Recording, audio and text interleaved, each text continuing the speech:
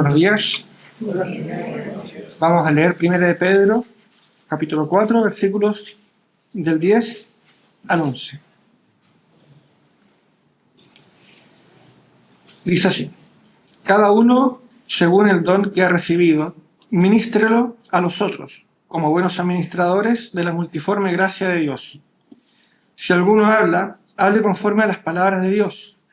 Si alguno ministra, ministre conforme al poder que Dios da, para que en todo sea glorificado por Jesucristo, a quien pertenecen la gloria y el imperio por los siglos de los siglos. Amén. Muchas gracias, hermano Rodrigo, por esta lectura que nos introduce al tema de hoy, que en el fondo es la continuación del tema del domingo pasado. Qué tremendo. Vemos que no solamente es el apóstol Pablo el que habla de los dones, sino que aquí clarísimamente el apóstol Pedro también se introduce en el tema y da sabios consejos. Como decía el domingo pasado, hablamos de regalos celestiales y consideramos, para empezar, 3 regalos que podríamos llamar fundamentales, regalos básicos, que son el don dado por Dios en su Hijo Jesucristo. Porque de tal manera amó Dios al mundo que ha dado regalo a su Hijo, para que todo aquel que en él cree no se pierda, mas tenga vida eterna. Y por eso mismo, junto con su Hijo, nos ha dado el don de la salvación para todo aquel que la reciba por fe. Luego tenemos el don del Espíritu Santo como persona. Nuestro Señor nos da el don del Espíritu Santo para que nos guíe y nos ayude a realizar el proyecto que Él tiene para nuestras vidas. Consideramos también que a la vez el Espíritu Santo, además de constituirse Él mismo como un gran don, como un gran regalo, como un gran carisma, nos entrega herramientas útiles. Él a la vez nos entrega herramientas útiles para la edificación, para la construcción de la iglesia. Y esas herramientas constituyen los conocidos dones del Espíritu, o más también muy conocidos como los carismas, los cuales son dados a personas para ser utilizados en el levantamiento de cada iglesia local. Dijimos, y es interesante fortalecerlo porque a veces estos son errores muy fuertemente incrustados, digamos, en nuestro corazón y mente. No son premios los dones, no son galardones a la fidelidad, galardón al estudio, a la constancia.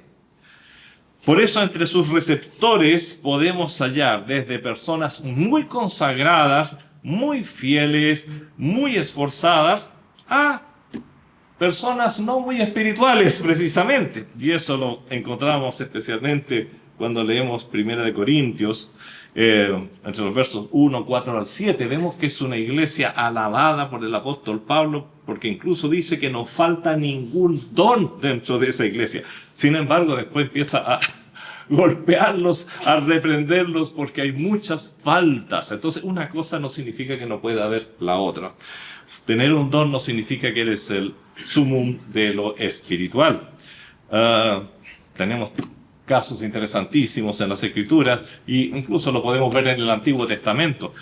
Uno de los casos más clásicos es el de Sansón. Sansón tuvo un don único, un don que no se ha vuelto a dar, no se ha vuelto a repetir a través de la historia, el don de la fuerza, la fortaleza física, porque era una herramienta necesaria para la protección del pueblo de Israel. Sin embargo, Sansón es un prototipo de lo que hoy día llamaríamos un cristiano carnal, porque cometió muchísimos errores. Así que tener un don no significa necesariamente ser una persona intachable. Eso es algo que hay que considerar. Notemos lo claro que ahora el apóstol Pedro, en la lectura que hacía el hermano Rodrigo, nos dice: cada uno, según el don que ha recibido, ministrelo a los otros, como buenos administradores de la multiforme gracia de Dios. Ese multiforme es una palabra muy bonita en griego que dan ganas de detenerse un poquitito más. La multiforme, dice, realmente la palabra traducida literalmente es la multicolor, como un traje de muchos colores, que así es la gracia de Dios. Bueno, aquí primero nos dice que no todos los creyentes tendrán los mismos dones. Cada uno según el don que ha recibido. Porque a veces se pone mucha insistencia en tener o no tener ciertos dones. Pero eso es, como leíamos también el domingo pasado, es cosa del Espíritu Santo. Él da como quiere y a quien quiere. No todos tendremos los mismos dones. Y bueno, ¿qué más dice? Los dones son para ministrar a otros. Esta fue una idea que vimos del apóstol Pablo, pero ahora Pedro nos insiste en eso. Son para administrarlo de forma tal que yo beneficie a otros, especialmente dentro de la iglesia, Y tercero nos dice aquí que debemos administrarlos como, y agrega la palabra, buenos administradores o buenos obreros. No solo administrarlos, sino administrarlos bien. Los dones los podemos despertar, los podemos desarrollar. Aviva el don que está en ti, le dice el apóstol Pablo a Timoteo. Por lo tanto, somos responsables de qué hacemos con el don que hemos recibido. Podemos avivarlo y debemos, como dice el apóstol Pedro, bien administrarlo para el bien de mis hermanos. Intentando ordenar este vasto estudio, porque realmente podríamos estar un año entero hablando de este tema, pero no lo vamos a hacer, vamos a tratar de condensarlo porque es mucho lo que implica. Pero intentando ordenar este vastísimo estudio de los dones, digamos en grandes líneas que podemos agrupar a los dones en 3 familias, y esto es para simplificar las cosas. Alguien podría decir, pero podríamos ser en 4 o 5 familias, sí podríamos dividirlos en más. Pero dividámoslo solamente en 3. Están los dones de edificación espiritual. Están los dones de servicio administrativo y social y están los dones fundacionales, los cuales pueden ser también, o pudieron ser también dones de edificación espiritual en su momento.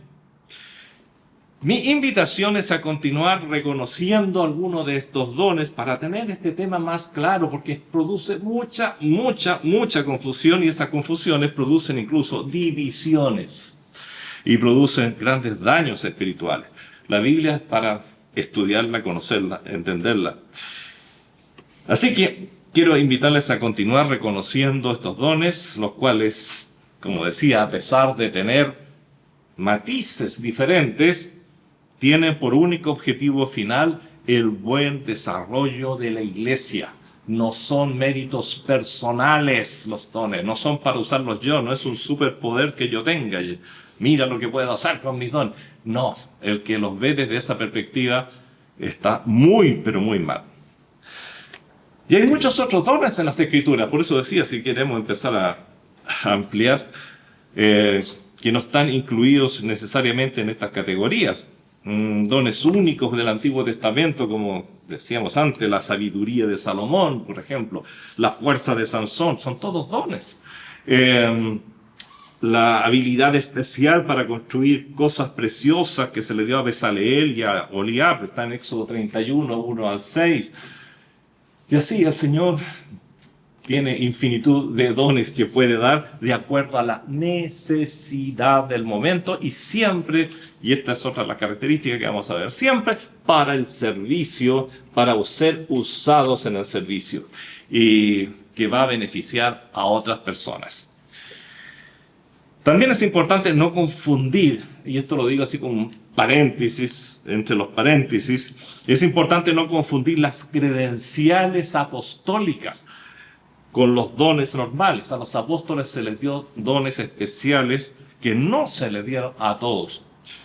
Ello ha producido grandes problemas a muchos hermanos. Unas son las credenciales apostólicas y otros son los dones que podríamos llamar dones normales de la iglesia.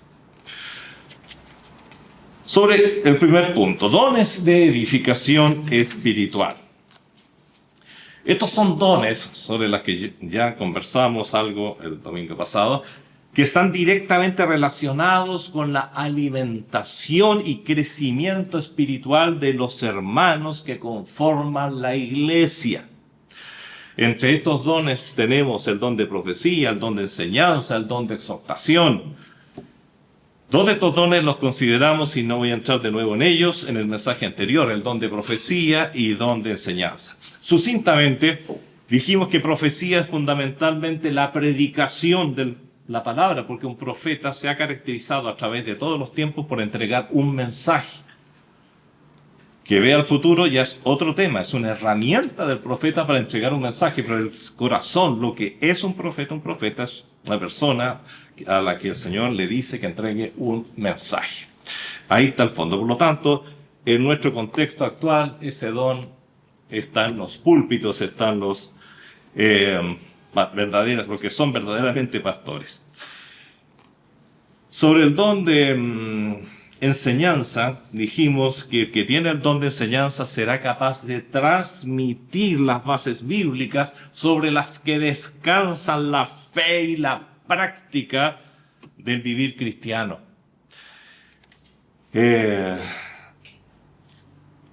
Lo más probable que un profesor que tenga el don de enseñanza se diferencie de un profesor que no tiene el don de enseñanza, porque el profesor que tiene el don de enseñanza te puede hacer decir algo así como, tantas veces que lo había escuchado, pero ahora lo entiendo y es más, quedo totalmente motivado para seguir aprendiendo.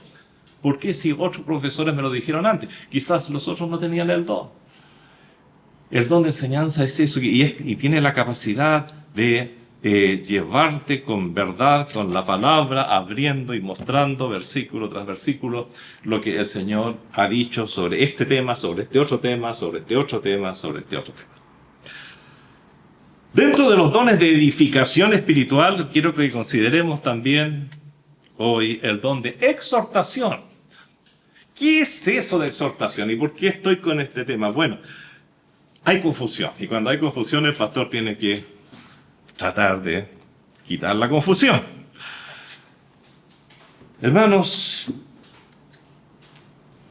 exhortación significa tantas cosas para un hermano y para otro hermano, que es bueno que vayamos a la Biblia para ver definitivamente qué es eso del don de exhortación. Así como analizamos en bastante detalle el domingo pasado el don de profecía, el don de enseñanza, veamos un poquitito lo que es el don de exhortación.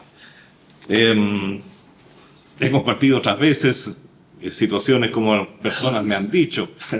Recuerdo una dama muy querida, no está en esta iglesia, por eso lo digo, para que no empiecen a mirar quién fue el problema, que me decía muy ufana que ella tenía el don de exhortación, pero lo que a esta dama le gustaba era retar a toda la gente.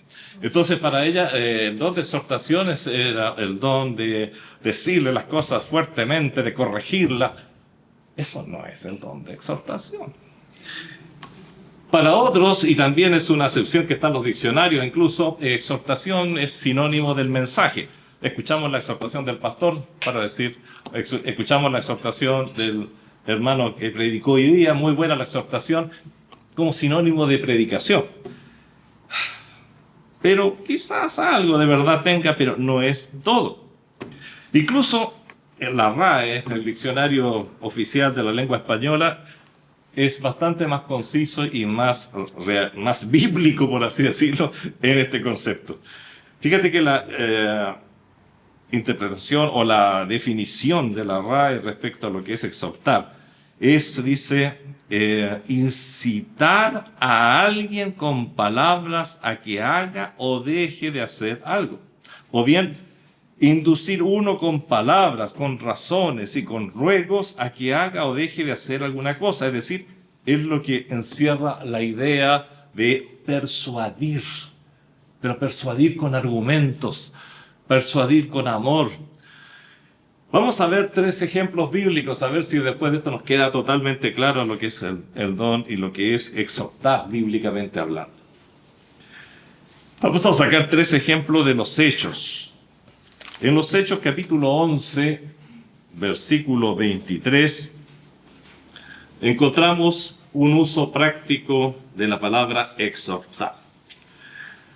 ¿Qué encontramos en los Hechos 11:23? Ahí vemos lo que sucedió cuando Bernabé fue a Antioquía a ver lo que sucedía con la predicación del Evangelio, cómo era esto que los gentiles también se estaban agregando a la iglesia, también estaban recibiendo la predicación y en Antioquía había un gran movimiento. Entonces mandan a Bernabé para que vea qué está pasando ahí. Y Bernabé fue a Antioquía a ver qué sucedía con la predicación y dice así la palabra del Señor en los Hechos 11:23. Se refiere a Bernabé, cuando llegó y vio la gracia de Dios, se regocijó y exhortó a todos a que con propósito de corazón permaneciesen fieles al Señor. Parekalei, en griego, es el término usado aquí. Exhortaba a todos. ¿Y qué exhortaba? Que con propósito de corazón permaneciesen fieles en Dios. Él estaba feliz, no estaba retando a la gente. Por lo tanto, nada que ver. Notemos que la exhortación nace aquí del regocijo al ver la obra de Dios en acción.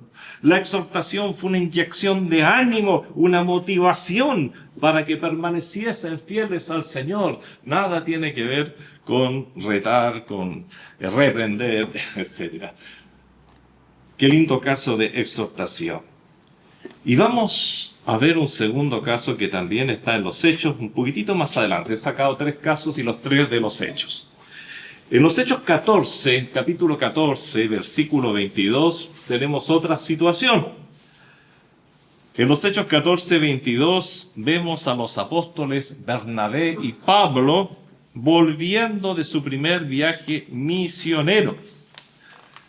Dice que ellos volvieron, y aquí empiezo a leer las Escrituras, 14:22, confirmando los ánimos de los discípulos, exhortándoles, aquí tenemos otra vez la palabra, a que permaneciesen en la fe y diciéndoles, es necesario que a través de muchas tribulaciones entremos al reino de Dios.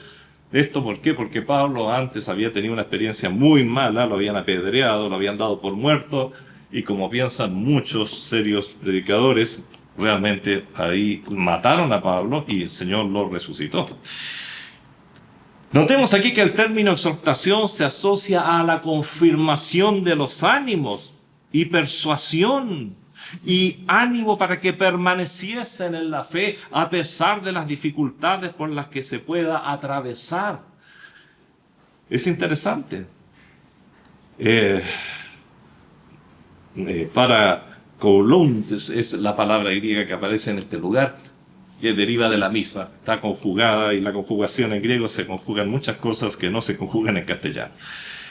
Bueno, ahí tenemos la palabra otro uso, en otro contexto, y nuevamente vemos que se relaciona con algo total y completamente positivo.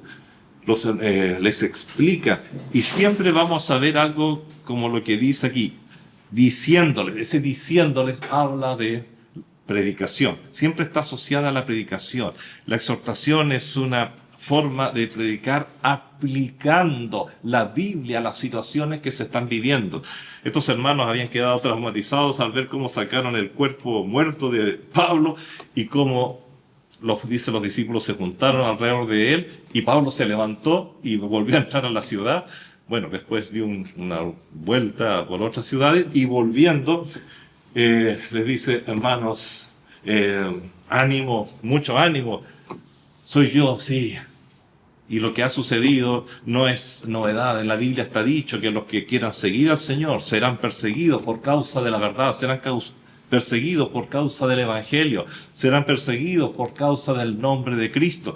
Esto está aquí, se dan cuenta, y lo que ustedes han visto es la aplicación de esto. Eso es exhortar, es llevar a la práctica algo que antes quizás teníamos en la cabeza solamente. Les voy a dar un tercer ejemplo que es muy rico porque nos agrega otra idea.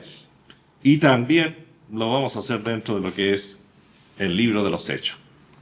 El tercer caso que quiero compartirles lo encontramos en los Hechos también, y se trata en este caso eh, esa gran carta fue emitida por el Concilio de Jerusalén, el único concilio bíblico que existe, el Concilio de Jerusalén. Y este concilio se reunió por un motivo muy especial, y era que los judíos, muchos de los judíos que se convirtieron, especialmente de los fariseos y de líneas duras, por así decir, dentro del judaísmo, querían que los gentiles también siguieran elementos de la ley. Querían que se circuncidaran, por ejemplo, y querían que hicieran muchas otras cosas. Entonces el concilio dijo, no, sí, estamos en otra dispensación, estamos en la gracia del Señor Jesucristo, ya la ley quedó atrás. Fue el ayo, como dice en otra parte el apóstol Pablo, que nos llevó hacia Cristo, pero no podemos pedir nada de eso. Entonces escriben cartas y las mandan con mensajeros a los hermanos gentiles para que no se preocupen por la presión que están ejerciendo los judaizantes sobre ellos. Y es interesante que cuando reciben la carta, algunos de estos hermanos, y aquí menciona particularmente los hermanos de Antioquía, siempre Antioquía es importante para nosotros, Antioquía, hay dos Antioquías en la Biblia, porque en Antioquía fuimos llamados cristianos, dice la Biblia, dice en los Hechos, por primera vez. Así que tiene para nosotros un significado especial Antioquía. Además, Antioquía fue un tremendo centro. Pablo, Antioquía fue el que envió a Pablo en sus viajes misioneros, y Pablo, una vez que terminaba su viaje, volvía a Antioquía, y solo daba por terminado su viaje misionero cuando regresaba a Antioquía. ¿A qué?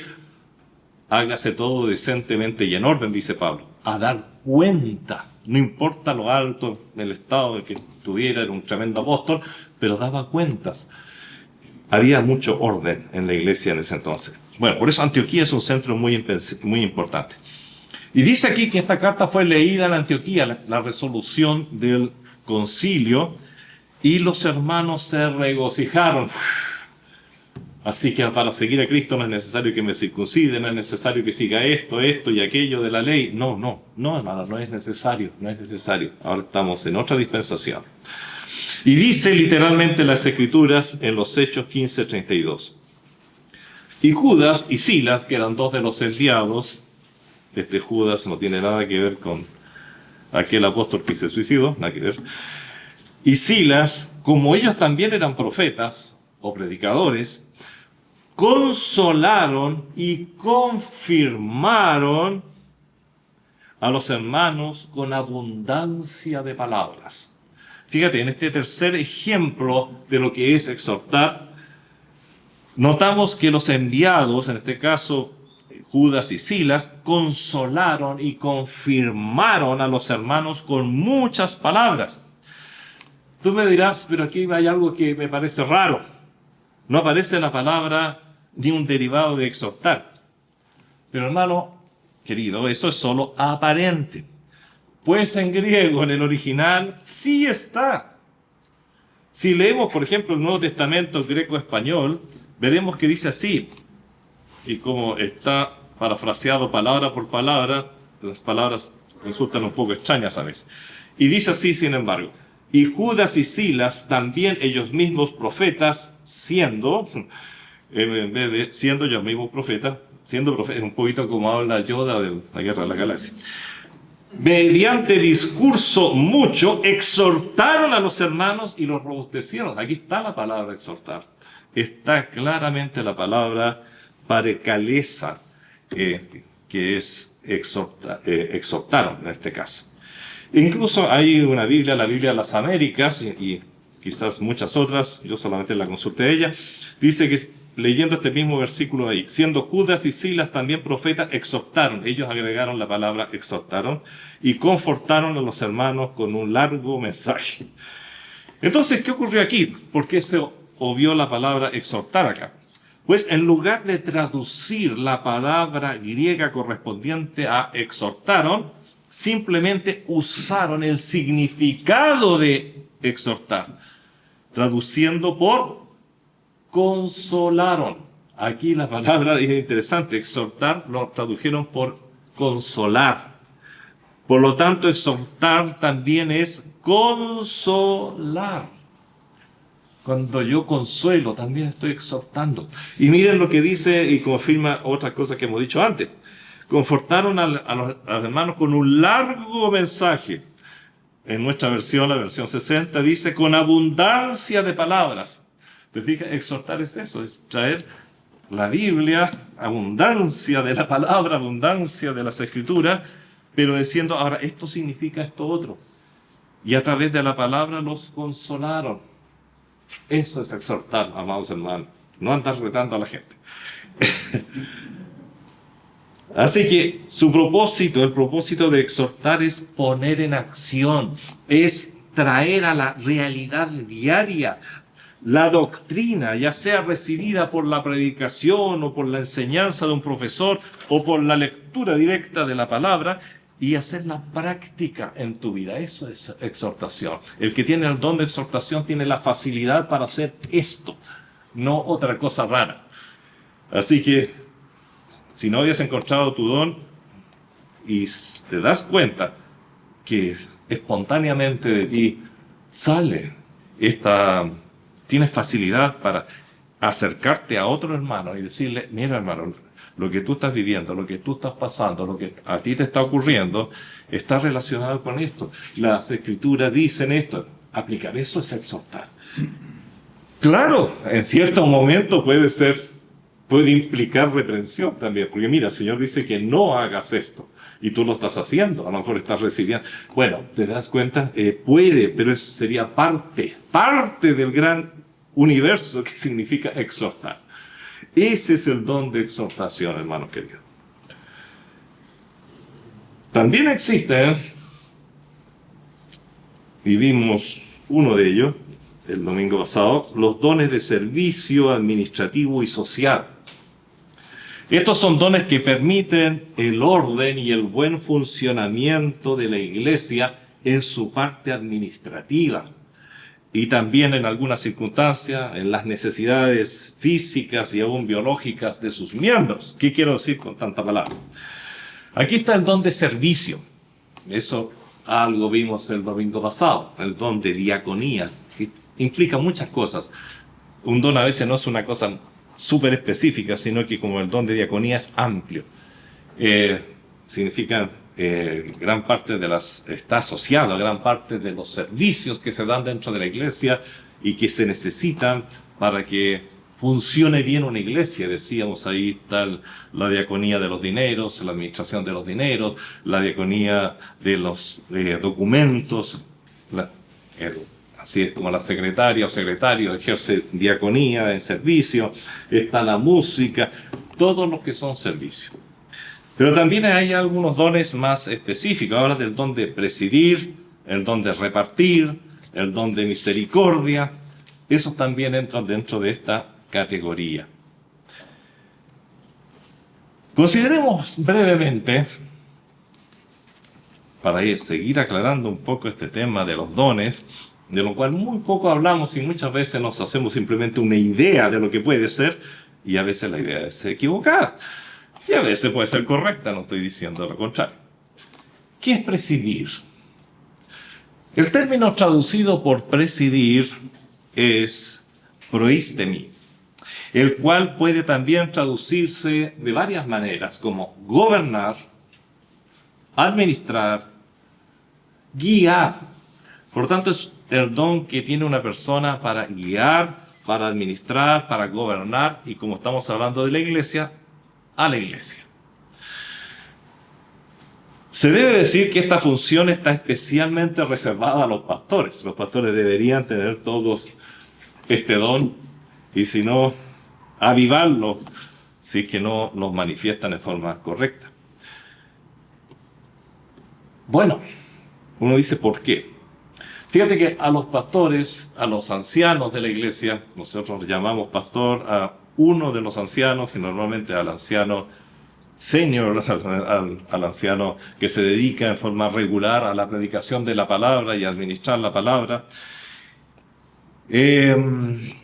A los obispos, a los ancianos, vuelvo a decir de dónde salen los pastores, Se les llama también en las Escrituras, en muchos lugares, de forma muy natural, se les llama obispos o episcopos en griego, lo cual significa literalmente supervisor. Es decir, alguien que está gobernando, alguien que está considerando las cosas del Señor, administrándolas y viendo que también se administran. Esto debiera ser un don natural en todos, por lo tanto, los presbíteros, ancianos o pastores. En reiteradas ocasiones la Biblia se refiere a los ancianos o pastores, como decía, como obispo, nombre que quiere decir supervisor o vigilante. Este título obispo habla de esa función pastoral, particularmente de la función de supervisar al rebaño. Pedro habla mucho de esto. Definitivamente no habla la Biblia de una jerarquía eclesiástica. No, eso no está en la Biblia. El obispo no es alguien que esté sobre los demás pastores o sobre los demás ancianos en función de haber recibido un poder especial. No. Esto fue inventado, no está en la Biblia, inventado con el pasar del tiempo para tomar control de las iglesias. Para referirse, mire, vamos a ver algunos ejemplos bíblicos para que veamos que estas no son ideas mías ni de la religión. Para referirse a los presbíteros o ancianos, presbítero en griego, en castellano es anciano, y de los ancianos salen los pastores. Una iglesia puede tener varios ancianos, normalmente, vuelvo a decir, por convención, a uno de esos ancianos se le llama pastor y es el que lleva la palabra y el que dirige y administra la iglesia. Pablo usa muchas veces el término obispo para referirse a los presbíteros o ancianos. Mira, un ejemplo de muchos que podríamos leer, de muchos, ¿eh?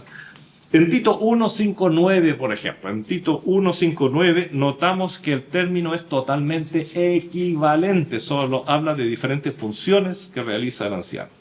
En Tito 1:5-9 dice, habla Pablo otra vez a su discípulo Tito, por esta causa te dejé en Creta, para que corrigieses lo deficiente y establecieses presbíteros o ancianos. Nuestras Biblia está traducido a ancianos, presbíteros, en cada ciudad, así como yo te mandé. El que fuere irreprensible, marido de una sola mujer y tenga hijos creyentes, que no estén acusados de disolución ni de rebeldía, porque es necesario que el obispo... se equivocó el apóstol Pablo si está hablando de los ancianos. Aquí usa el término obispo para referirse a los ancianos como absolutamente equivalente, porque es necesario que los... obispos, episcopos, sean irreprensibles como administrador. Totalmente equivalente un término al otro. Tito 1:5-9. Un segundo ejemplo para que vean que no es un caso tomado a la fuerza en la Biblia, porque hay muchos, vuelvo a decir muchos, pero vamos a ver un segundo caso. En Mileto, con motivo del discurso de despedida de Pablo, se dice en el verso 17, y parte del 18 del capítulo 20, lo siguiente. Empieza así esta porción, en el 20. Enviando pues desde Mileto a Éfeso, hizo llamar a los ancianos, es decir, a los presbíteros de la iglesia. Cuando vinieron a él les dijo, y ahí continúa un poquito más adelante, durante el mismo discurso, antes de terminar el discurso, le dice a los ancianos, por tanto, mirad por vosotros y por todo el rebaño en que el Espíritu Santo os ha puesto por obispos. ¿No eran presbíteros? Sí, pero todo anciano has puesto como obispo, es decir, como supervisor, como episcopo, para apacentar la iglesia del Señor, la cual él ganó por su propia sangre. Hechos 20:28. Así que la idea es la siguiente. Todo cuando un pastor queremos hablar de su dignidad, queremos hablar de su responsabilidad, nos referimos a él como anciano. Cuando queremos hablar de su trabajo como supervisor, cuidador de la sana doctrina, nos referimos a él como obispo. Eso es lo que dice la Biblia. Y ejemplos hay otros y otros, y no vas a encontrar contradicción en esto. No obstante, lo considerado, es factible que en la congregación haya hermanos que hayan recibido el don de presidir y junto al pastor y los diáconos formen un excelente equipo pastoral. No es absoluto, no se dice en las Escrituras que este don, el don de presidir, sea absoluto de los pastores o de los obispos o ancianos. Es evidente que hay pastores que se les hace muy difícil ejercer la tarea de presidir y supervisar, ya sea por falta de tiempo, ya sea por un tema de personalidad, ya sea por no tener los atributos que requiere el organizar trabajos y equipos, quizás especialmente por el tema de tiempo. Entonces, es factible que alguien reciba el don y sea manifiesto, colocándolo al servicio de la iglesia y el pastor. Y esto, por eso es muy hermoso hablar de un equipo pastoral, en ese equipo que forma parte también a los que tienen el don de presidir, el don de dirigir. Y esto es importante no solamente al nivel iglesia en forma global, sino al nivel de cada suborganización de la iglesia. Las damas, cuando se reúnen, ¿quiénes están a la cabeza? Bueno, idealmente personas que tengan el don de presidir. Los jóvenes, cuando se reúnen y toman decisiones hacia adelante, ¿quién las dirige? Debieran ser personas jóvenes que tengan el don de presidir, porque ellos sabrán llevar adelante de la mejor manera el trabajo que se organice. Otro de los dones que hemos llamado de servicio administrativo y social son el don de repartir, el don de misericordia. Ambos dones se asocian a necesidades físicas de la congregación. Repartir. La idea de la palabra griega es compartir o repartir, realmente las dos están incluidas. Bíblicamente tenemos varios ejemplos que nos pueden ayudar para entender cómo se aplica este don. Un ejemplo lo tenemos cuando toda la iglesia se encontraba en Jerusalén. Poco después de su nacimiento, el día de Pentecostés. Y nos cuenta Pentecostés que los hermanos habían venido de todas partes, de muy lejos. Y al recibir esta experiencia tan conmovedora, que cambió sus vidas, que fue recibir al Espíritu Santo junto con la formación de la iglesia, estos hermanos no querían irse de ahí. Se quedaron en Jerusalén, más allá quizás del tiempo, porque el Señor les había dicho con mucha claridad. Hechos 1:8, me seréis testigos en Jerusalén, en Judea, Samaria, hasta lo último de la tierra. Pero ellos dijeron, no, nos quedamos aquí porque esto está demasiado hermoso, demasiado bonito, esto es idílico, esto es como estar en el cielo. Entonces, pero bueno, tenemos que comer. Oye, sí, pero yo vivo a 2000 kilómetros de aquí, dejé todas mis cosas allá. Entonces, ¿cómo lo hacemos? Entonces los hermanos que tenían propiedades empezaron a venderlas para ayudarse entre ellos. Y entonces se suscitó el tema de la distribución de la comida. Y ahí empezaron a aparecer estos dones por una necesidad tremenda. Y los hermanos habían vendido sus propiedades, permanecieron juntos por mucho tiempo. Así que se hacía indispensable administrar y repartir los recursos con los cuales contaban. Y esto fue justamente lo que dio nacimiento, y lo dice así en Hechos 6, a los diáconos que tenían esta tremenda misión de repartir. Así que podemos considerar con bastante justicia, y creo sin equivocarnos, que aquellos diáconos todos tenían el don de repartir, entre otras cosas. Don de misericordia, el león, hacer misericordia, el don de hacer misericordia. Esto habla de solidaridad, asistencia a los necesitados, Pero no nos equivoquemos, cuidados, licitación de viudas, huérfanos, presos por el Señor. Pero dijimos que los dones están fundamentalmente en función de la iglesia y del servicio. Porque tenemos también para esto muchos ejemplos bíblicos, cómo la iglesia necesitó y sigue necesitando en muchas partes de este don. Por ejemplo, ejemplos bíblicos, todos aquellos perseguidos que han perdido por la causa, o sea, por el nombre de Cristo, o que han llegado a la cárcel por causa del Evangelio, así como sus familiares necesitados. El libro de Hebreos, por ejemplo, habla de este tema,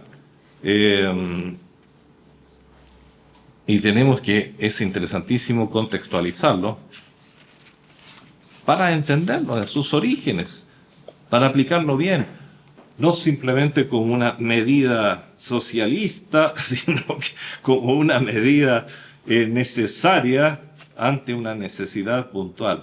En Hebreos, por ejemplo 13:3, son versículos que han dado mucha confusión porque están totalmente sacados de su contexto normalmente, pero dice así: acordaos de los presos como si estuvieseis presos juntamente con ellos, y de los maltratados como que también vosotros mismos estáis en el cuerpo.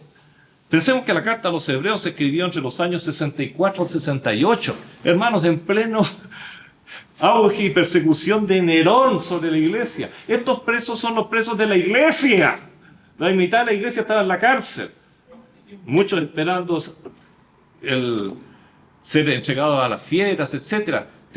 En primer lugar, veamos de la perspectiva bíblica, la perspectiva en la que se está escribiendo, la perspectiva en la que se da el don. Estos hermanos, se requería, por lo tanto, de que hubiese una ayuda especial. ¿Cuántas viudas quedaban? ¿Y qué pasó con tu marido? No, lo llevaron al circo romano hace poco. No, lo quemaron en una de las pilas de Nerón.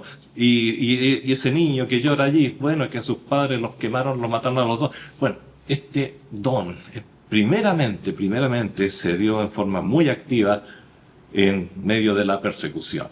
Y para satisfacer las necesidades de la iglesia, pero necesidades, en este caso, te fijas, sociales, biológicas, porque tenían que dar de comer, ayudar con la comida. Es algo que es muy conmovedor, pero hermanos queridos, en muchas partes del mundo esto sigue exactamente igual. Los hermanos en Corea del Norte, cualquier persona que sea conocida como cristiana está en la cárcel. Ahora es bien difícil ejercer el don allá, porque si tú vas a la cárcel te van a dejar adentro también. Usted también es cristiano. Es complicado. Y en muchos otros países también. Ahora, nosotros hemos simplificado mucho esto pensando en todos los presos. Aquí se refiere fundamentalmente, estamos hablando de nuestros presos. Si tú sientes la necesidad de ir a predicar a la cárcel, ya ese es otro tema, ¿no? Pero no necesariamente es un don, simplemente es una necesidad de predicar a los presos. Pero no utilices estos versículos como base para eso. Aquí estamos hablando de la situación tremenda. Por eso es que dice el versículo, mira cómo empieza para empezar. Permanezca el amor fraternal, dice el versículo 1. No os olvidéis de la hospitalidad, porque por ella algunos sin saberlo hospedaron ángeles. Claro, los hermanos estaban huyendo, estaban yendo de un lugar a otro. Piensa tú, la carta de Pedro, la carta de Santiago, es a los hermanos en la dispersión, los hermanos que habían salido huyendo, muchos de ellos, de la persecución en Jerusalén, y que iban de un lugar a otro. Entonces es tan comprensible entender, no os olvidéis de la hospitalidad, recojan a estos hermanos que van de pueblo en pueblo huyendo, que ya no tienen nada porque lo vendieron todo y ahora están, diríamos acá, con las manos en los bolsillos, y los bolsillos totalmente vacíos. Ayúdenlos. Tenemos que entender la Biblia en su contexto bíblico. La Biblia no es un libro de política, ni mucho menos. Cuidado con caer y que sea utilizada como ha sido muy utilizada por ciertos políticos. Estamos hablando primeramente y antes que nada de dones y situaciones dentro de la iglesia. Eso no significa que no puedas ayudar a otro, no estoy diciendo eso, que no puedas ayudar a un mendigo, etcétera, etcétera. Ese es otro tema. Pero el argumento bíblico, la base bíblica, está en función de ayudar a los hermanos necesitados. Tenemos evidencia de cómo la iglesia, en un tiempo en el cual no existían sistemas de previsión ni misericordia pública, se hacía cargo de las viudas que no tenían parientes que las apoyaran. Pablo habla mucho de esto a Timoteo, en 1 Timoteo, por ejemplo, 5:9, que reciba la iglesia a las viudas. Había todo un ministerio que hoy día no existe, simplemente en muchas iglesias, pero podría llegar a existir de nuevo. Hay dones que son fundacionales, que se dan solamente para cierto momento de la historia de la iglesia, pero hay dones que pueden ser transitorios. Hay momentos quizás que no se necesita, cuando la iglesia está en auge, está bien y no necesita este don, pero después lo puede necesitar de nuevo. Lo puede necesitar de nuevo. Bueno, recordemos a nuestro querido apóstol Pablo recolectando dinero ahí en 2 Corintios 9, 11 y 12 para los hermanos necesitados, porque había venido una gran hambruna. Bueno, ahí vemos la necesidad de la aplicación práctica de este don. Así es. Los dones tenemos que verlos, pero siempre en función de su origen y para qué realmente son. Y no me voy a extender más. Podría hablar ahora y era parte de mi proyecto, pero creo que es demasiado extendernos. Los dones fundacionales, porque los dones fundacionales de por sí implican mucho que conversar. La iglesia tuvo un comienzo. El libro de los Hechos nos relata ese comienzo. Como toda obra que se inicia, la iglesia requirió de herramientas especializadas para poner los fundamentos. Lo que conocemos como dones fundacionales fueron muy útiles e importantes y aún vitales en ese momento. Con el tiempo y el levantamiento de la construcción, la iglesia se va desarrollando. Algunos dones o herramientas comenzaron a ser menos usadas y reemplazadas por otras más necesarias para la circunstancia. Muchos de los primeros dones fueron de gran importancia en los comienzos de la iglesia, porque consideremos que, para empezar, aún no estaba escrito el Nuevo Testamento. Pensemos cosas tan sencillas como que el apóstol Pablo jamás conoció Apocalipsis. Se escribió mucho después que él muriera. No conoció las cartas de Juan. No conoció el Evangelio de Juan. Es decir, porque estaba todo escribiéndose. Entonces, por eso se habla de dones fundacionales. Y entonces, ¿cómo se reemplazó esto? Y bueno, y se formó una iglesia en tal y tal parte, pero si no hay Biblias, y además es tan escaso el tema del papiro, el tema de los pergaminos, el tema... no había imprenta. Bueno, el Señor solucionó el problema creando el don de lenguas, a través del cual entregaba el mensaje, el don de interpretación de lenguas.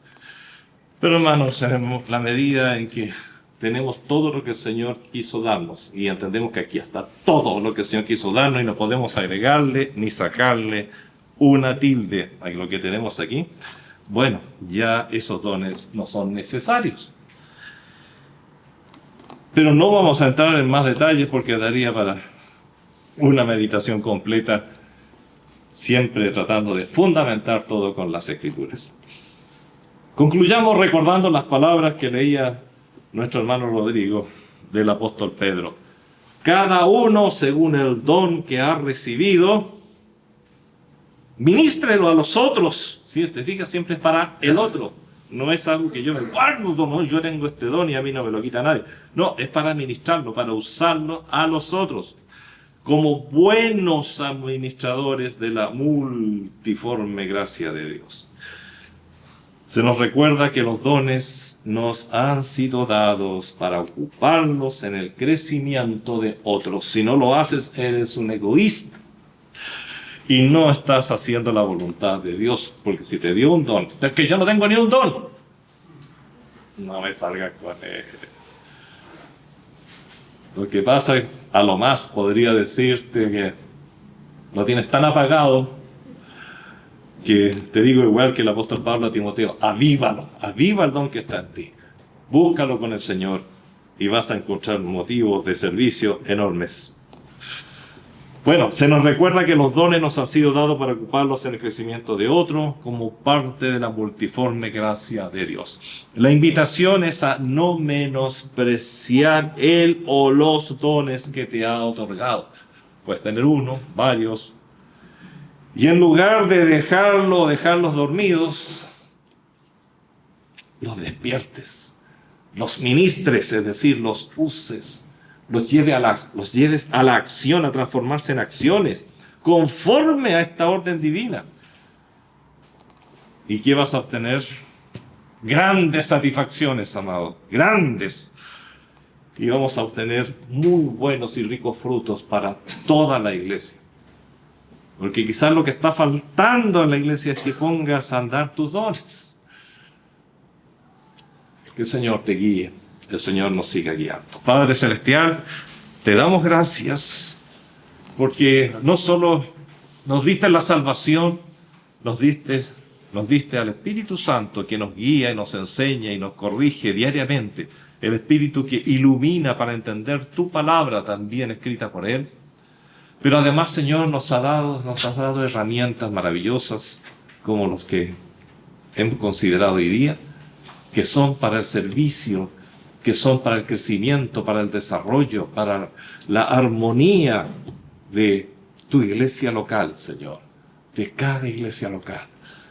Padre Celestial, yo te ruego que los dones que tú has dado a esta iglesia y que están guardados, están escondidos, están de alguna manera apagados, tú los despiertes, Padre Celestial, y pongas en esos corazones la necesidad tremenda de ponerlos en acción, del que exhorta a exhortar, pero como dice tu palabra siempre, en función de tu palabra.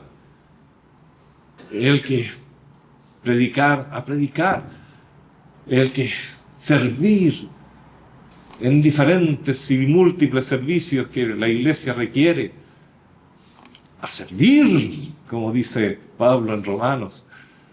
Padre Celestial, ayúdanos por favor como iglesia. Te agradezco por todo lo que nos has dado, pero ayúdanos a utilizarlo bien, Señor, a invertirlo bien.